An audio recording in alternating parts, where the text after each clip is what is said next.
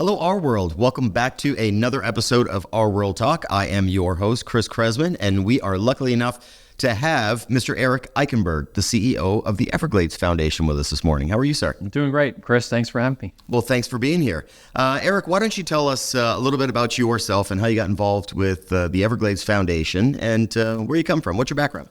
Sure. Well, I've been with the foundation since July of 2012. Have had a wonderful tenure so far with this organization, making a real difference. Prior to that, I spent time in Washington and in Tallahassee working in politics for elected officials, and opportunity came around again back in 2012 to get out of politics and work for a cause that is unifying and brings people together, and it's Absolutely. been a wonderful ride so far. Personally, I've born and raised in New York, moved to South Florida when I was in high school. I was the first graduating class at Marjorie Stoneman Douglas, the first four-year graduating class at the school there in Parkland. Very cool. And went off to American University for college, got into my career, and I have a wife and four kids, and we live in Palmetto Bay down in the suburbs of Miami. Fantastic. Well, we're happy that you ended up with that role as CEO of the Everglades Foundation. You guys do some incredible work.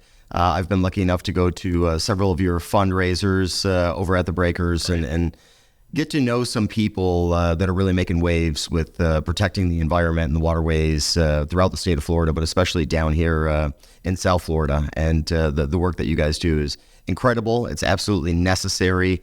And we're so happy to have you with us this morning.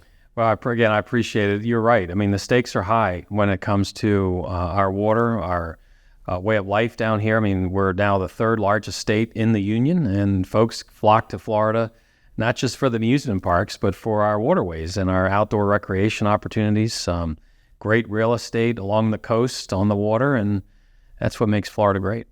Well, we're going to get into some real estate things, not talking about necessarily being on the coast, but we're going to talk about some stuff that's happening inland. But our association, whether that be the local association here, RWorld, Broward, Palm Beaches, St. Lucie Realtors, or the state association, Florida Realtors, has done some pretty good work. We're absolutely committed to raising awareness about preservation, restoration, anything that's got to do with our waterways. Myself, I've sat on the Land Use, Property Rights, and Sustainable Development Committee for a number of years up at Florida Realtors. Our waterways, obviously one of our biggest attractions, both for residents and our visitors that come here to the Sunshine State. Yes. Migrants as well that are coming down from other parts of the country. Why don't you tell us a little bit about what the Everglades Foundation is doing to help restore and educate people about the Everglades? Well, the restoration plan, this comprehensive Everglades restoration plan, was signed into law by Bill Clinton in December of 2000. The last piece of legislation as president was to begin this journey of restoring the Everglades. So here we are now 24 years later, and I would submit to you that the level of momentum and progress has only been occurring within the last 5 to 8 years. Wow. And it stems from these water crises that we've experienced.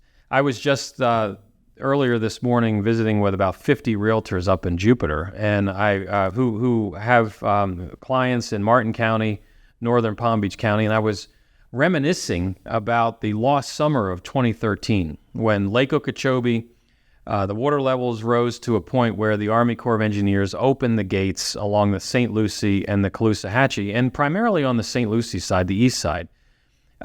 Headlines in the Stewart News talking about that lost summer, and it was demonstrated that this is a man-made challenge, a man-made problem that we're faced with, but it's fixable.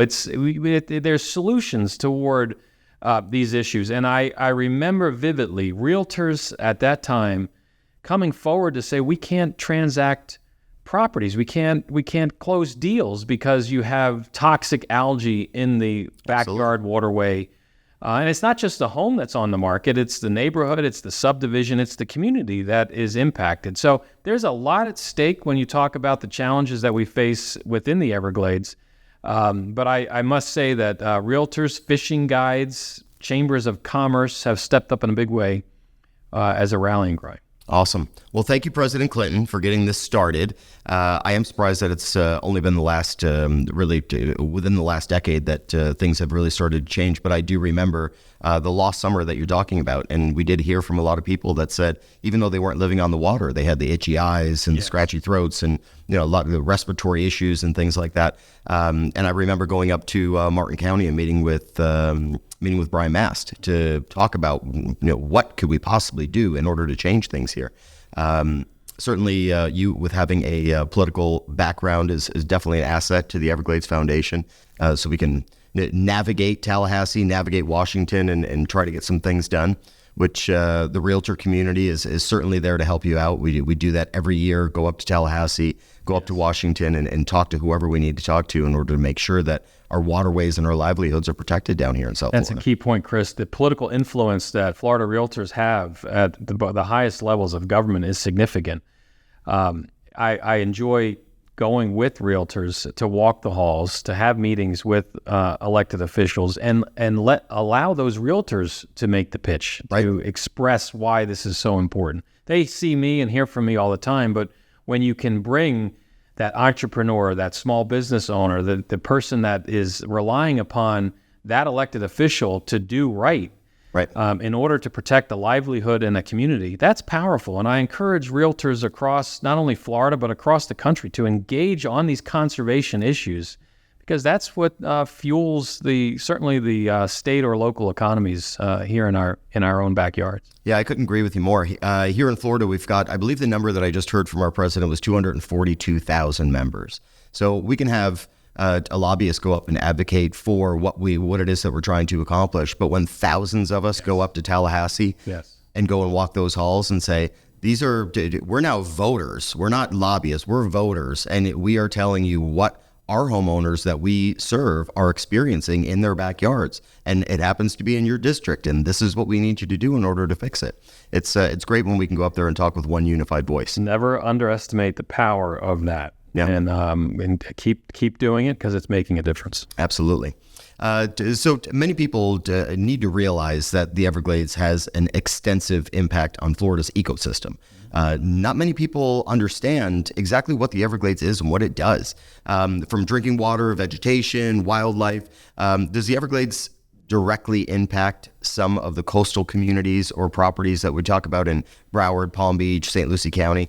We talked about St. Lucie County, obviously, with what would happen with the release from Lake Okeechobee years ago. But what sort of ways are the coastal communities affected? Well, a couple of years ago, we did a survey in Broward, Miami-Dade, and Monroe counties. 95% of respondents did not realize that their drinking water, when they turn on the faucet at home, that water is coming from the Everglades.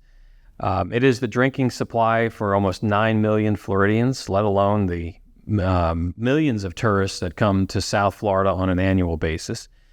So what unifies everyone, despite everybody's busy and going about life, what unifies us all is the need for water and to survive with that. So key to life. It's the key to life. Without it, we're in big trouble. So to have an environmental issue, and folks may not be interested in the 78 endangered or threatened species. They may not care about the flora and fauna of the Everglades. Again, folks are busy and have other priorities. But again, when you bring it into your drinking water, it's an effective messaging point. So all the coastal communities, that is the common denominator.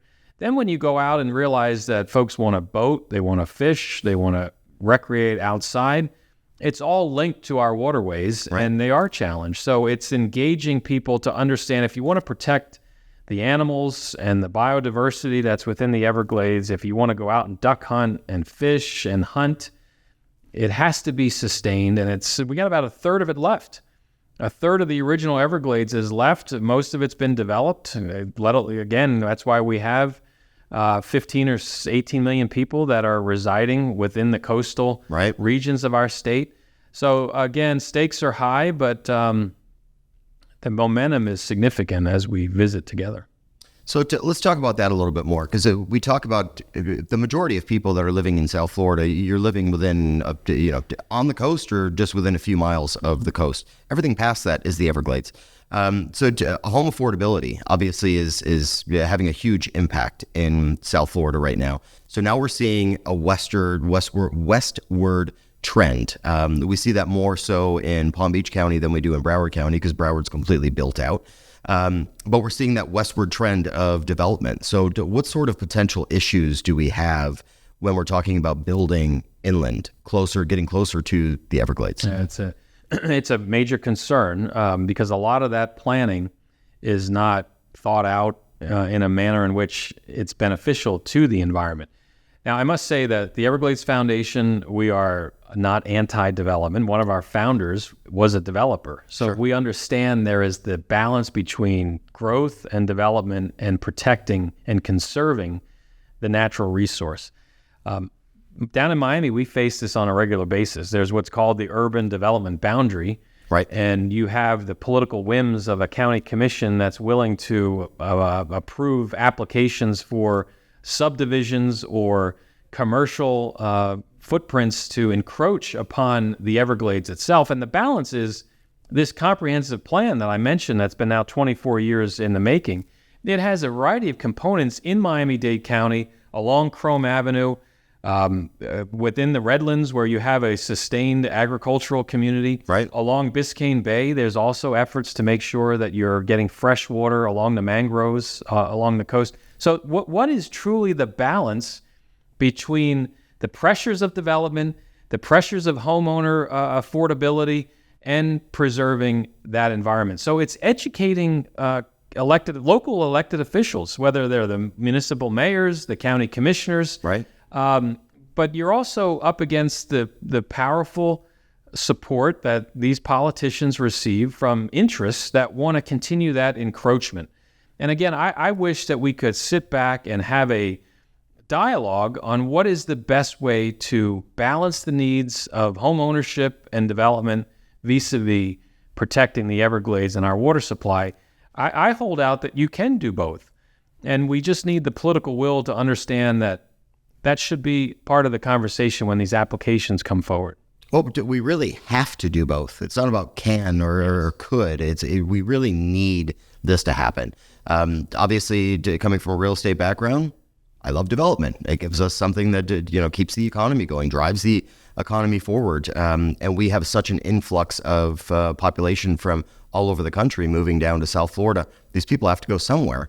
But certainly going into the wetlands is not the place where we should be going and building, regardless of what sort of powers are out there. I had read somewhere that the water that flows through the Everglades out into Florida Bay and out into the Gulf of Mexico, that water actually helps regulate the salinity of the oceans around the world. Well, it certainly regulates the estuaries that are complementary to the Atlantic and the Gulf of Mexico. And Everglades, the challenges that we've been facing is we've canaled and we've dammed and diked, we've built roads.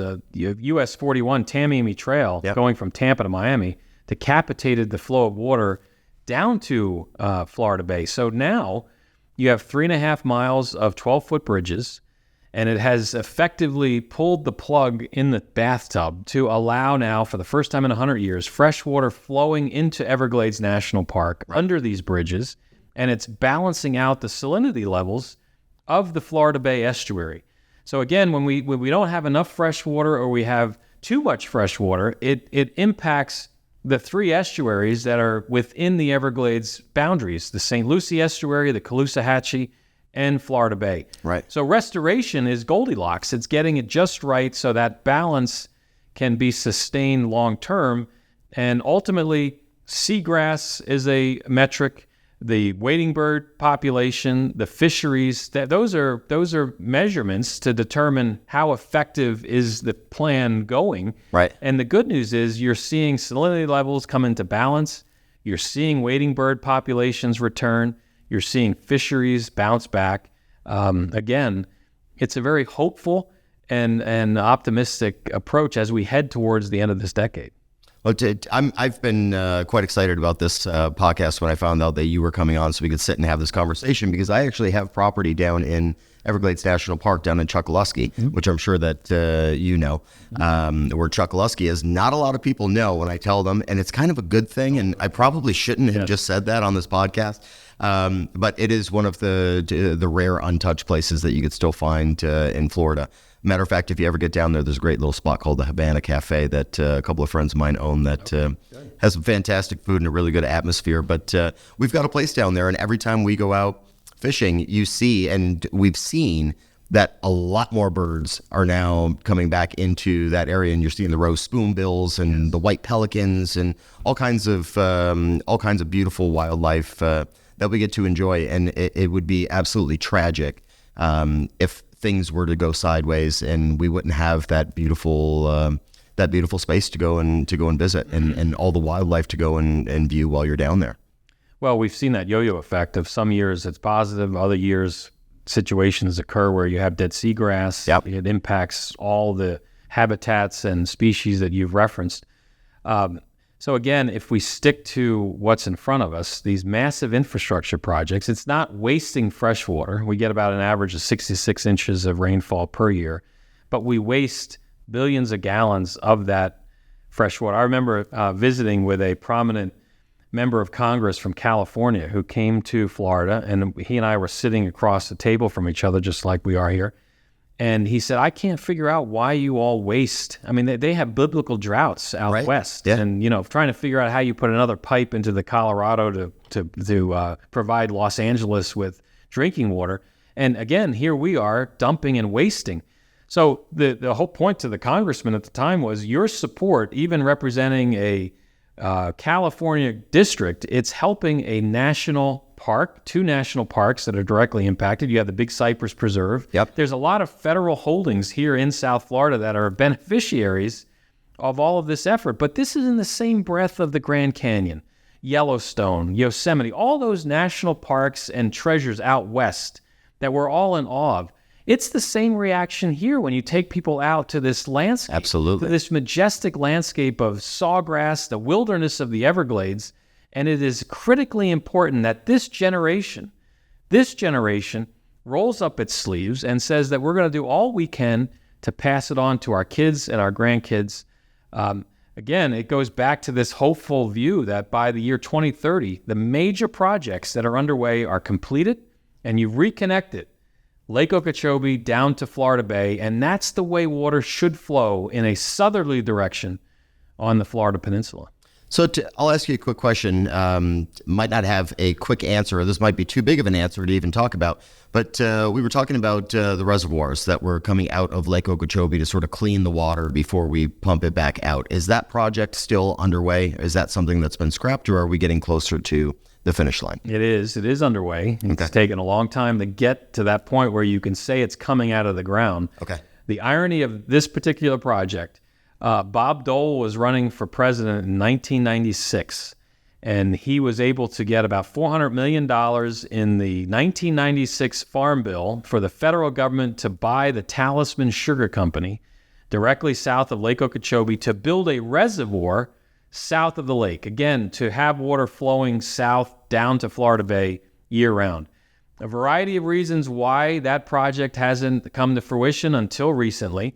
But it was these crises, and the old adage, never let a crisis go to waste, was clear back in 2016, 2017, when you had a state Senate President, Joe Negron, representing the Treasure Coast, who said, we're once and for all going to identify the need for a reservoir south of the lake. And that legislation passed. Rick Scott, governor, signs it. Congress reauthorizes the same project back in 2018, and it is coming out of the ground as we speak. The state of Florida has built the kidney, the wetland, which is necessary in order to remove all the pollution, phosphorus primarily.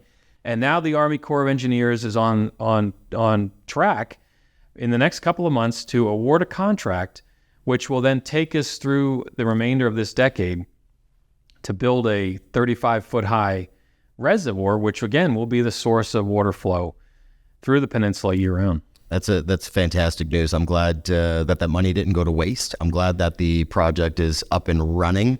I knew the answers, but some of our viewers didn't know the answers, so I just wanted to get that out of your lips.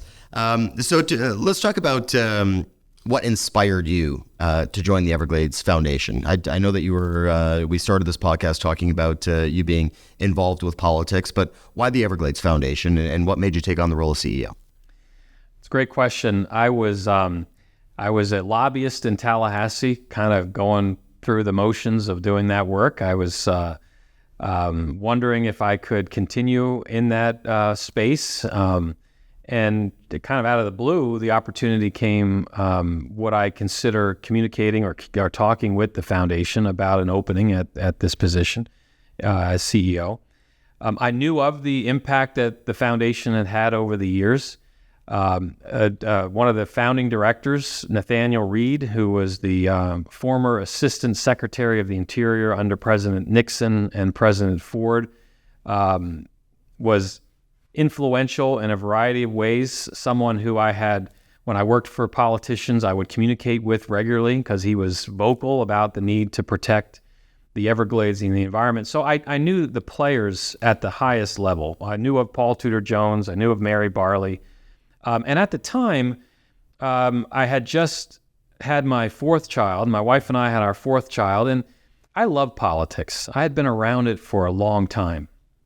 My high school 11th grade government teacher, Doug Pierce, got me involved or engaged in politics. We had to study the 92 presidential campaign.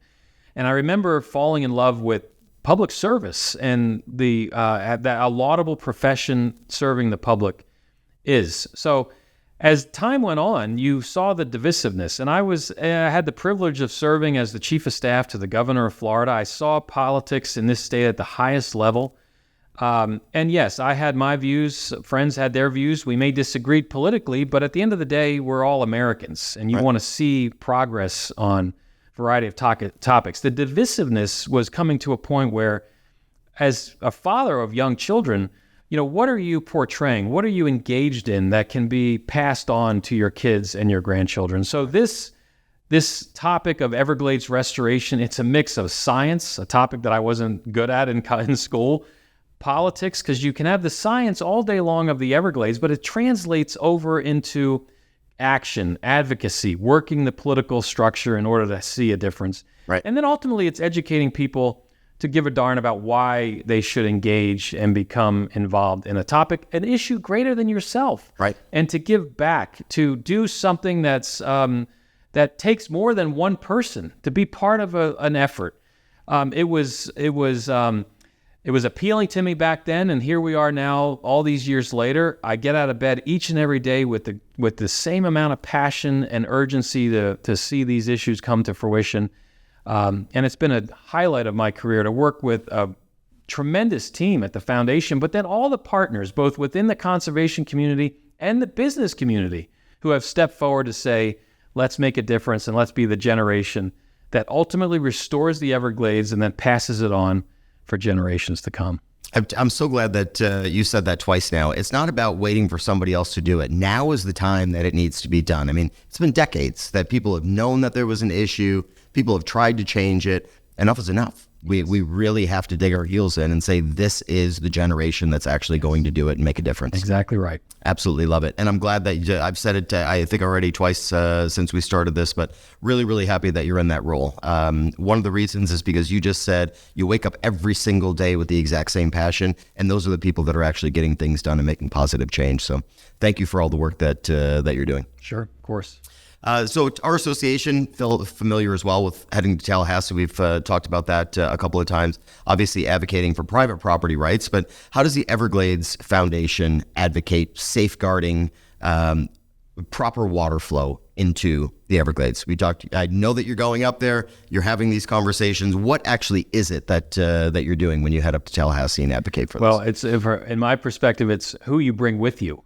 Right. Who's part of that delegation to go to Washington and Tallahassee to walk the halls? And where we have found, I should say, the greatest impact is by bringing the business community along with us. Right. And allowing the realtor, the fishing captain, the boat manufacturer, or the small business owner that's part of the local chamber to sit in the member's office right, and to express to the person, to the man or woman who represents them, of why water quality is impacting their bottom line, why they cannot meet payroll, why they had to lay off a certain amount of employees because of toxic algae in the water, why restoring the Everglades is going to benefit. Scott Deal, who is the former CEO and founder of Maverick Boat Group up in Vero Beach. Okay. Scott and I traveled to Washington and Tallahassee on multiple occasions years back. And Scott would sit in a member of Congress office who was from Alabama or Michigan. I remember, like it was yesterday, him saying that I'm here talking to you about the Everglades because I'm not manufacturing boats in Vero Beach. And yes, that is impacting that local economy, but you have a producer of whatever parts that are needed to make that boat here in this district in Alabama and Michigan. And I'm not buying from your constituent because I'm not manufacturing boats. So it was a economic lesson to show that if you're willing to help us solve the Everglades challenges, because it is a national treasure, then I'm able as a business owner to produce boats in this case, which then means I'm buying product from your constituent and from other constituents. And again, it's the economic process of goods and services. Right. And that message resonated with the member from other states. It wasn't the Florida. The Florida guys are with us. The men and women who make up the Florida congressional delegation, whether they're far left or far right, they come together on this. It is one of the only issues at the moment that unifies people. But then when you go to the members of Congress from outside Florida, it's again tapping into this national treasure, but then also demonstrating that your constituents are benefiting from this as well. And that's why these tax dollars have to come down here to finish the job and move us into that next round of perpetual protection. Right. You know what? I've never thought about it that way, but that makes total sense. You take a trip down any one of the waterways in South Florida, and what do you see? You're seeing Key West boats, you're seeing Scout boats. Those aren't manufactured here in Florida. Correct. They're manufactured across the street from each other up in South Carolina. Correct. So you go talk to the guy from South Carolina saying, hey, you've got some pretty big boat builders right there on the coast. We're not buying their boats because nobody can get into the dang waterway. Exactly right. Wow. Okay. Never thought about it that way. That's really interesting.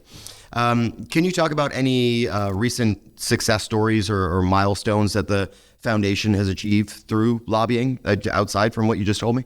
Well, each year we have to go to Washington in particular and urge members of Congress to appropriate, to distribute the money to the Army Corps of Engineers so that these reservoirs in particular can be built. So there's an annual ask of both the Florida legislature, the governor, and Governor DeSantis, I might add, has been tremendous since he took office back in 2019. He made it very clear on day 2 in a bold executive order that Everglades restoration, the building of this reservoir, was going to be a top priority, and he has delivered every step of the way. Compliments to the Florida legislature for also appropriating the hundreds of millions of dollars on an annual basis to make that happen, and it's being delivered by the Biden administration and the Congress. So the money is flowing. We want the water to flow south. The good news is the money is flowing for these projects to be built. We also looked at how is Lake Okeechobee being managed. Here we have 2 seasons in Florida. You know, normally folks are used to winter, spring, summer, and autumn. We have 2 seasons, wet and dry. Right. And during the dry season, as you well know, for having a place down in by Florida Bay. Yeah. When you have the dry season and you're not getting water flowing through the Everglades, you're susceptible to fires, salinity levels increasing, impacts again that we talked about as it relates to species. So having a lake manual that's equitable for all users is something that people have been urging for a number of years. So the foundation took a lead on what's called the Lake Okeechobee System Operating Manual, which will go into effect this August, which gives the Army Corps of Engineers primarily greater flexibility on how they can manage Okeechobee. Some don't want it too high, some don't want it too low. You got to get it just right. And the solution to that is sending water south all the way down to Florida Bay. Our science team was engaged on that for years. Our advocacy team has been working to get over the finish line, and we're about a month and a half away from that becoming reality. But again, we look for solutions. We come to the table understanding what are the challenges that the Everglades are facing, and then how can we be a change agent to ensure that solutions are brought forward and then ultimately realized. And we there's a list of those type of opportunities and solutions that have occurred over recent years, and that's what we just need to keep doing. Right. And when we do that, we bring people together, success follows. Awesome. So what are some misconceptions about the Everglades that you hear that you think people would need to know about in order to fully understand? Well, folks, it's a swamp. It's full of mosquitoes, a lot of pythons and other invasives that are choking it. Yes, there are challenges that we face when you talk about invasive species and whatnot, but it is a, and I go out often. I was just out a couple of days ago, and each time that I'm out on that airboat, buzzing around the Everglades, it is a different perspective. The sun beating down on the water, on the sawgrass, it illuminates this ecosystem in a way that's just different each time. So Right. it's a spot where you're in the middle of it, and there's no development around you. You fly in, you come into our airports, and you look down and you see this massive wilderness there in the middle of the state. Even from Orlando down to Okeechobee, those cattle ranches and those lands that have been in families for 5, 6, 7 generations. Yeah. That is the interior of this state. And then when you come further south, it's the Everglades, and it's an amazing landscape. It's something that people should go out and explore. We hear a lot about staycations. Remain in Florida. Go down to the national parks. Go camping, hunting, fishing.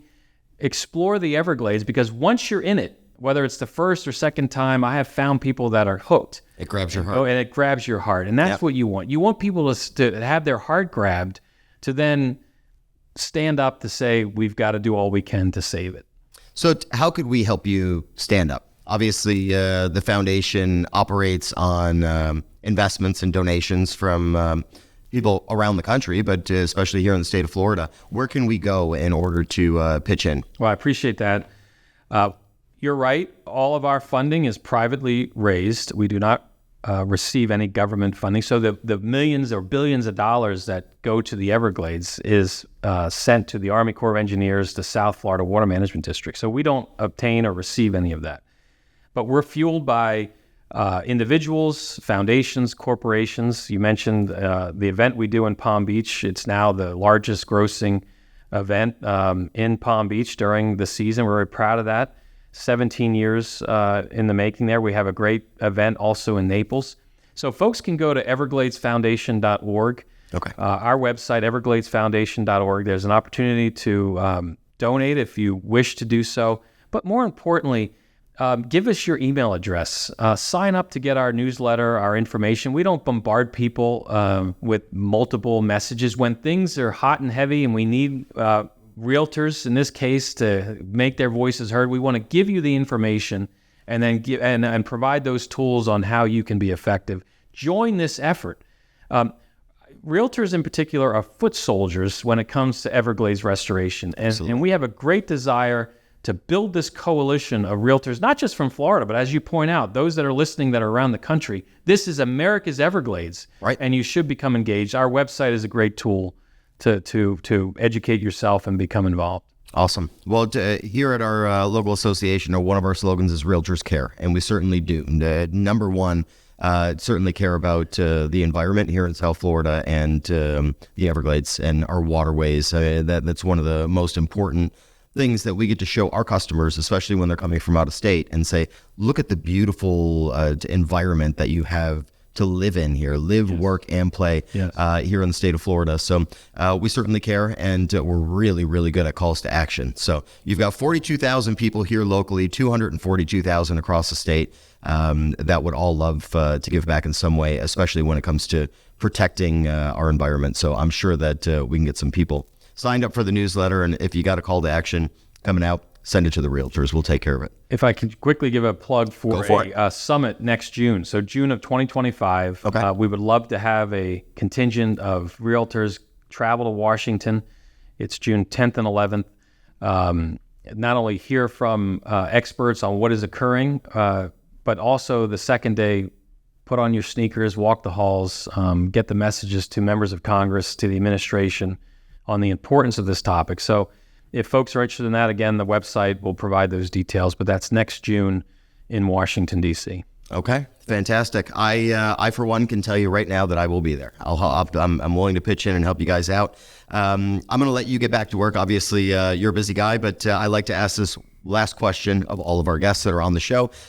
Florida has many hidden gems, whether it be a restaurant, beach, dive bar, any favorite place that you love about living, working, and playing in South Florida. So what's your hidden gem to share with our viewers? I love, this is an annual trek for us. We go up to Clay County in Northeast Florida. Okay. Green Cove Springs on the St. Johns River. It's growing. There's been some development within Green Cove, but it's a beautiful community. Old Florida still has that feel in parts of it. It's a chance for my family and I to visit with our other family members and hang out and enjoy the St. Johns. It is a body of water that's critically important to the economy of Northeast Florida down to Orlando. It travels actually south to north, but from the St. Johns to the Everglades to the Swanee to our natural springs that are across our state, Florida has so much to offer. Really does. And yes, people love to travel around the country, but you can spend quite a bit of time in our own state and seeing the different opportunities. But to your question, the St. Johns River and Green Cove Springs is a great spot. Well, fantastic. Well, thank you so much for being with us. Thank you for spending the time. And we will see you guys right back here next time on RWorldTalk. This was Mr. Eric Eikenberg, CEO of the Everglades Foundation. I hope that you guys found yourselves educated today, but most importantly, inspired to pitch in and make sure that this generation is the one that truly makes a difference when it comes to the Everglades. Thank you guys for listening.